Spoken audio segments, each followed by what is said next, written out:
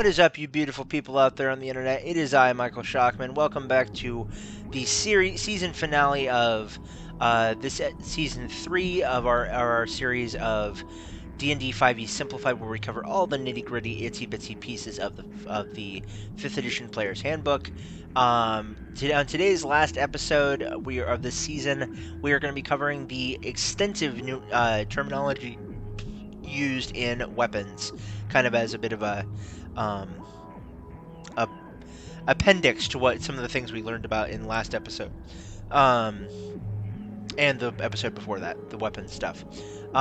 Really quick before we dive into things, please be sure to smash the like button and hit the subscribe button. Also be sure to ring that bell icon so you never miss an episode. Thank you so much. Last but not least, please be sure to comment down below telling me, do you prefer more simple explanations, or do you prefer more complicated and more in-depth explanations? I only ask this because there's a lot to cover here. So we're going to dive into it, and I'm going to give you guys a kind of in-between version of things. Quiet you. Anyway, without any further ado, thank you so much. Let's dive into it. Ha-ha! All right, so starting off at the top of the list, we're going to cover weapon properties.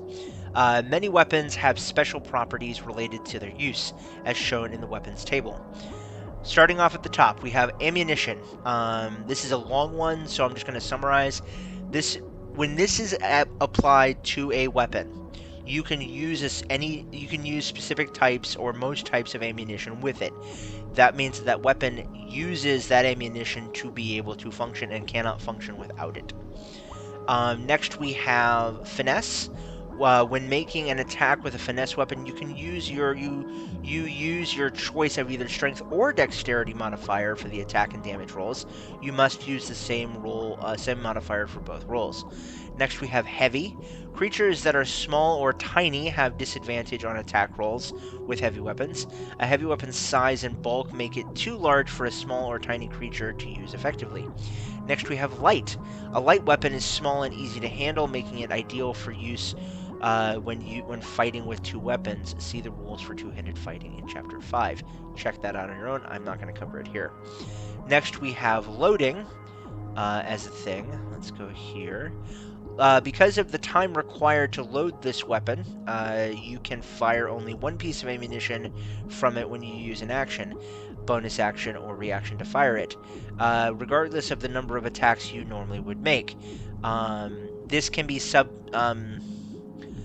circumvented by certain feats, namely, as an example, the crossbow expert feat, which allows you to ignore the loading property for hand crossbows. It's interesting. Anyway, next we have range, which obviously is the weapon's range. You have both optimal, which is the first number on the slash, and the second number on the slash is the maximum range. Maximum range, unless used with a specific feat, which I believe is sharpshooter, allows you to the maximum range, when you fire beyond your optimal range, anywhere in between the end of your optimal range and the end of your maximum range, you usually have disadvantage on the attack, unless you have the sharpshooter feat. Next we have reach. This weapon adds 5 feet to your reach when you attack with it, as well as determining your reach for opportunity attacks. See that again in Chapter 5. So then we have special. A weapon with the special property has unusual rules governing its use, explained in the weapon's description. See weapons later in this section. Next we have thrown. This obviously allows you to throw the weapon. Certain weapons that can be used in melee can also be used as thrown. Some examples are tridents, hand axes, daggers, and light hammers. So look there. Next we have two-handed. This weapon requires two hands for you to when you attack with it. This property is relevant only when you attack with the weapon, not when you simply hold it. That's interesting. Next we have versatile. This weapon can be used with one or two hands, ideally battle axes, long swords, and warhammers.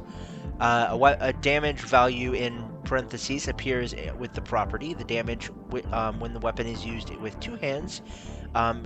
This represents the damage used when the weapon is used with 2 hands. Next, we have improvised weapons. Sometimes characters don't have their weapons or have to attack with whatever is at hand. An improvised weapon includes an object you can wield in 1 or 2 hands, such as broken glass, a table leg, a frying pan, a wagon wheel, or a dead goblin. Often, an improvised weapon is similar to an actual weapon and can be treated as such. For example, a table leg is akin to a club. At the DM's option, a character proficient with a weapon can use a similar object as if it were the weapon and use his or her proficiency bonus. An object that bears no resemblance to a weapon deals 1d4 damage standard. The DM assigns damage type appropriate to the object. If a character uses a ranged weapon to make a melee attack, or throws a melee weapon that does not have the thrown property, it also deals 1d4 damage.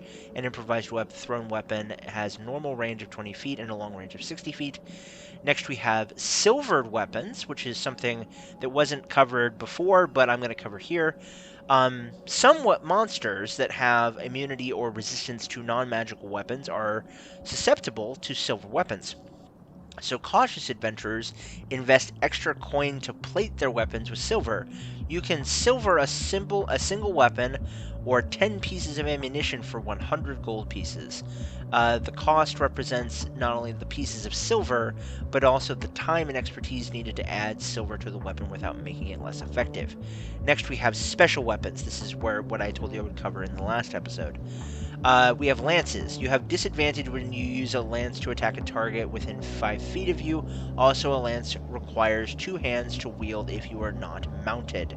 So I was kind of wrong and kind of right. You can't use it effectively when you are A, off of a horse or off of a mount, and B, you can't use it, you get disadvantage when you use it to attack somebody within 5 feet of you, which is interesting.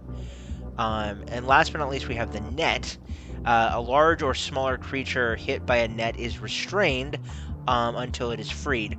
A net has no effect on creatures that are formless or creatures that are huge or larger. A creature can use its action to make a DC 10 strength check, freeing itself or another creature within its reach on a success, dealing 5 slashing damage to the net, AC 10. Also frees the creature without harming it, ending the effect or destroying the net. When you use an action, bonus action, or reaction to make an attack with a net, you can make only 1 attack regardless of the number of attacks you normally make. Alright. And I think that's going to about cover it for today, guys. That covers all of the different terminology. I'm not sure what the next section of things is going to be. It might be another items section where we covered all of the adventuring gear. I'm not quite sure yet. So stay tuned. Check me out on Twitter to see what I'm going on to and what we're going to be moving on to here in the future. Thank you so much for joining me. Hope you have enjoyed. This is the season finale of Season 3. Really appreciate you guys showing all the love and support that you have. Please be sure to follow the links down in the description. You know what they do, you know where they go, you know what to do. I'm Michael Schockman. I've been your host and commentator. And remember, as always, guys, until next time, keep it real, keep it safe, keep it healthy. And we'll see you guys again soon in the Institute. Bye-bye, guys.